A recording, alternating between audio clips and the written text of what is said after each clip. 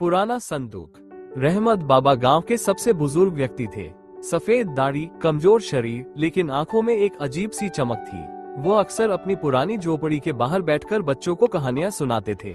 लेकिन उनके घर में एक चीज सभी के लिए रहस्य बनी हुई थी, एक पुराना लकड़ी का संदूक जिसे वो कभी खोलने नहीं देते थे। बच्चों में सबसे शरारती अली था। उसकी जिज्ञासा बढ़ती जा रही थी कि आखिर इस संदूक में क्या है। एक दिन जब रहमत बाबा गांव के अन्य बुजुर्गों के साथ मस्जिद गए हुए थे, अली चुपके से उनके घर में दाखिल हुआ।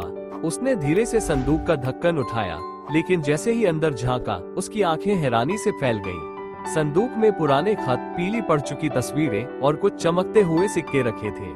अली ने एक तस्वीर उठाई जिसमें एक युवा सैनिक वर्दी पहने खड़ा था।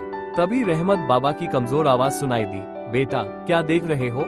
अली घबरा गया, लेकिन रहमत बाबा मुस्कुरा दिए। वो धीरे से बैठे और तस्वीर को अपने हाथ में ले लिया। यह मैं हूँ, जब जवान था, उन्होंने कहा।